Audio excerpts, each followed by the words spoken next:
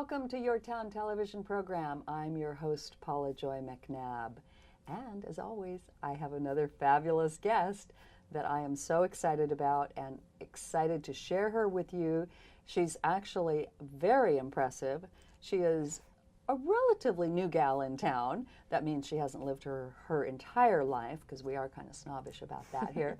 And she's doing some great things. Her name is Casey Aguilar, and she has created Monterey Bay Food Tours.com. And she's doing some very exciting things, which I can't wait to share with you. Welcome to the program, Casey. Thank you. Thanks so much for having me. Yeah, well, I'm just delighted. I think that you're very intrepid and brave and starting a great business, very much needed and of service to the people here on the Monterey Peninsula. So tell us what you do and how you got into it. So Monterey Bay Food Tours is a walking food tour company, and we do walking food tours in Old Monterey, so around the Fisherman's Wharf area, historic Monterey, and downtown Monterey. And we take you to sample small bites and drinks at about 4 to 6 different restaurants, all while learning a little history of Monterey along the way. So Casey, so you are new in town, relatively speaking. Yes. And how did you ever think of doing a food tour business? I think that's brilliant. So my sister-in-law, I'm originally from Georgia, and my sister-in-law owned a food tour business in Athens, Georgia. So that's where I initially got the idea, and kind of always wanted to start my own business. Moved to Monterey and just thought, we don't have anything like that here, and this is such a great culinary city and a great walking city. It was just going to be so easy to showcase all these wonderful places that we have. Oh, absolutely. So are most food tours, Casey, are they kind of on the same model where around the country where they're done the same way, or are they all done differently? I don't know a lot about that business. I think, there's going to always be small differences. Especially I've talked to some of my customers that have done tours all over the country and the world, and they say each one's a little bit different. And from the ones that I've done too, the whole premise is the same, but of course, slightly different depending on the city or the tour guides and operators. Right, right. And so with your tours, what can someone expect? What are they looking for?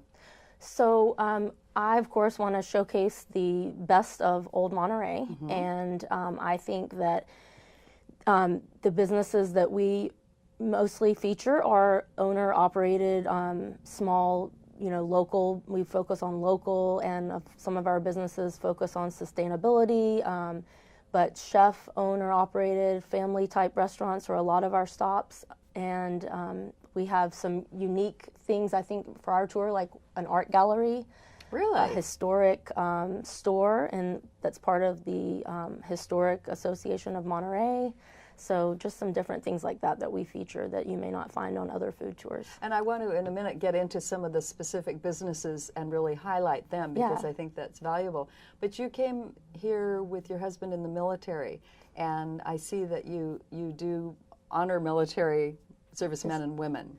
Yeah, so my husband is actually a civilian, but he was a student here in the past at the Defense Language Institute when he was in the Navy, but he's a civilian now. So, but yes, we definitely want to honor our military, our servicemen and women as well. We offer a 15% military discount, first responders, and law enforcement as well. So how do you go about choosing the companies and restaurants and wineries? And I love that you're doing a gallery and a store. I think that's fantastic. How do you choose those, Casey? Because we've got a lot to choose from, and what's your process there? How do you go through that? So that was, of course, the most fun of starting this business. I bet it was. Being able to go around and try food at all the different restaurants. And so did you do that as a stealthy secret shopper going through, or did you let them know you were doing it? A little of both. Yeah. So some places I just knew from visiting there many times and eating there that definitely I had to have them on my food tour.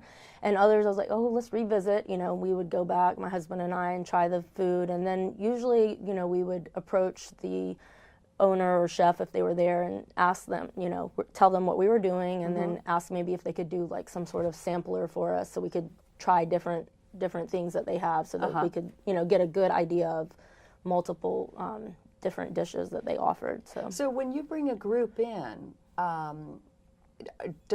are they offering the same thing each time, or is it what's current on their menu at the moment? How does that work? It's different at every stop. I have one of my restaurant partners, Bacai Wine and Tapas. Every single time we go, they do something different. And then it really just depends on the owners and the chefs. So I have certain restaurants that will give me a list of these are your choices, and I can change the menu up as I feel like I would like to. Others, we just show up and this is what they're serving that day. I mean, so it just really depends on the restaurant, which I like that because, you know, it's unique. It's Absolutely. different. Well, I know you've got one of my personal favorites, Revival Ice Cream. Oh, yes. I had him on the show. Great guy. Yes. So I love Ron. He's fantastic. So how do you manage it, just logistically, if it's a hot day on Alvarado Street and a lot of people are crowded in the ice cream store and you come in with your group? How do you deal with that? Well, that's where we're so lucky at Revival because we get to jump ahead of the line. And then Ron actually takes us in the kitchen. So they get a kitchen tour and they get to talk to him. So we just kind of step over to the side and they get our ice cream ready and then we slip back into the kitchen with him. So this is great. And you know, this is I'm so glad I asked you that because that's one of the great reasons to go on the tour is to get into I'm so avoid glad the line. I asked you that. Yeah. Well, I know that when you take a guide in, around Europe or Asia or other places, in the art museums, for example, you can go in a special door and you miss all the lines. And so that's one of the great reasons to do it. Now I know I can do it with your food tour. Yeah. That's fantastic. And so who else have you got? And talk a little bit about why you chose them. I know you've got Palooka. Yeah. So we have about 15 different partners, not all restaurants necessarily. We may feature them at a restaurant or at the gallery, for example, but about 15 different partners that I'm working with. Palooka Trattoria on the Wharf. And they were one of my original favorites just because I went in there originally because I was curious where Big Little Lies was being filmed. That's actually how I went there. And I want to stay with this for just a quick second, and I'm laughing because I'm on the Monterey County Film Commission on the board, and it just delights me how much traction, and they're coming back. Right. Absolutely. So we're full on this and working on season 2. How impactful something like a film has been. I've gotten telephone calls from all over the United States asking me to find homes for photo shoots. I'm a realtor. Yeah. And they say, and now I'm finishing the sentences for them. I'm going, yeah, you want it like Big Little Lies? And they go, yes. I'm psychic. I got this here. But that's interesting. So you were impressed and impacted by that as well? I was curious where it was because when I saw the Sure. show, I didn't recognize it. So we went there and we got to know the first day. We met Sal, who's the owner and chef, and his wife Ashley, who helps him out. Right. And we just hit it off with them from the very beginning. And then this was before I even had any ideas of doing the food tour. Wow. And then, we just started going there. We just love it. I think that's definitely a hidden gem on the wharf because not only is it tucked off to the side, people don't know about it, but it's also this mom and pop owner operated type restaurant that's just family oriented. And how long have they been there? They have been there a while, but it wasn't always Palooka Trattoria. It used to be called the Captain's Gig, and then slowly they evolved it into the type of restaurant that they wanted it to be. But Sal grew up on the wharf. His dad was a commercial fisherman. So. Right. Yeah. And then you've got an art gallery, you said? Yeah, so Venture Gallery, which is connected to the Portola Hotel. Okay. They are a all locals art co-op. So they have about 30 artists. I didn't know that. And you have to be local to have your art there. So it's really, what's really cool about that stop is that we always get to meet a different artist when we go because they're always rotating who's working. Of course. So there we feature pastries from Parker Luceau. Oh. And they're one of my favorites. And wine from Comanche Cellars, who is also, Michael Simons is the owner of Comanche Cellars, and he is actually opening a tasting room this summer on Alvarado Street. Really? Yes. And what's the name of that one going to be? Comanche Cellars. Okay. Yeah. Okay. Where is he currently? Where is the Comanche Cellars currently? He just operates out of an industrial park in Marina. Okay. And they have something called Urban Wine Row that he and 2 other winemakers get together the first Saturday of every month and do a tasting. Yes. Which is really fun as well. So. And they pour, I know they've been very generous, because I met him, yes. I believe last year at the Inns tour of Carmel, okay. where different winemakers and chefs will go and provide food at the inns, and it's a walking tour, if you will, where everybody does it on their own. But I met him there, and his concept is interesting. So I'm delighted to see that he's opening an actual tasting room. Where will that be on Alvarado? It's right by the Monterey Hotel, just right next door to it. So great. Yeah. And then what's the store? Oh, the store. The store is the historic Boston store. So it's part of the California State Park system. Right. And it is located right behind the Pacific House.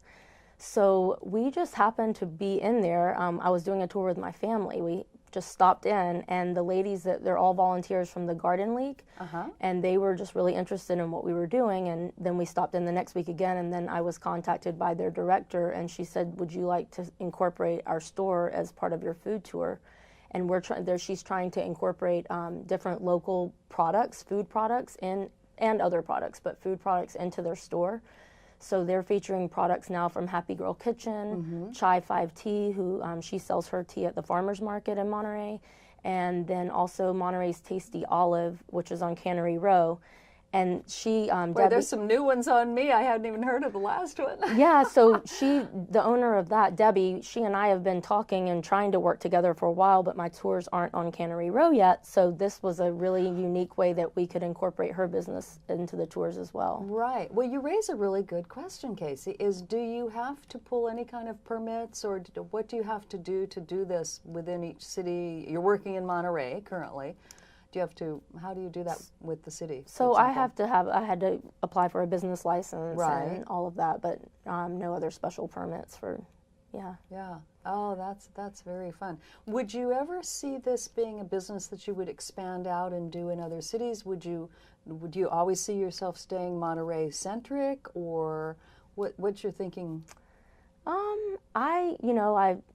I don't know. Maybe I would, it's definitely a possibility in the future, but I still feel like there's so much to do in Monterey for now that will probably be a little while away, but it's definitely a possibility. So does your husband work with you in the business, or is he off using his skills that he learned at DLI? He works at DLI, but he also helps me definitely. I use him behind the scenes, helping me set up some things at the gallery. I'm doing a large private tour for a big group tomorrow evening, and he's going to be one of the tour guides for that. So, yeah, he definitely is a huge help. So, do you have plans for expanding this in the future and adding more tour guides to your company? Yes, definitely. Right now, I have a couple of people that are working for me, but I like to really be hands-on and be really involved in the business and do most of the tours myself. But I definitely have other tour guides that work for me if we have a large group and we need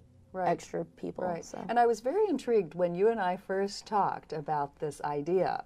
How did you learn so much and become expert so that you could answer people's questions who are coming in from all over the world, and they're going to be asking you a lot of questions about Monterey, I'm sure, beyond just taking them into one venue. How did you approach that challenge? That's a pretty big challenge. I did my research. I've done the history tours, multiple different ones. I do online research, and anytime I have an opportunity to learn more about any of the historic buildings or sites, I definitely take the opportunity to do that. So.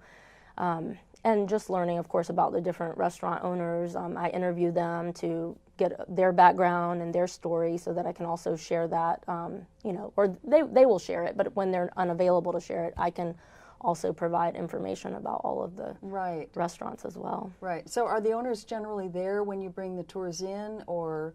Usually, we try to at least, when you take a Monterey Bay food tour, you should feel that you're getting something special that you wouldn't get if you went to that stop on your own. Of course. So you'll either, like getting into the kitchen with Ron in the ice cream kitchen. Exactly. Or maybe at Epsilon Greek Restaurant, we go there, and if we go on a Saturday, they're not open for lunch, so they open just for the food tours. Really? So you have the whole place to yourself. That's also an owner-operated restaurant. You'll have Chris, who's the chef and owner, his wife Dally, and even their little daughter that's 7 years old will come out and help serve the food. So, oh my goodness. So for an example, on the food tour, how long, if I signed up for the food tour, which I'm doing, by the way, just saying that, what can I expect in terms of how long and where do you meet and that type of logistical thing? Just because I'm sure I'm not the only one who's curious and wants to know about this. So we meet in front of the Custom House. Okay. And the tours are approximately 3 hours. They could be a little shorter, a little longer, depending on the size of the group, but an average of 3 hours. Now, are those walking destination to destination within that? Yes, so we walk about 1.5 miles.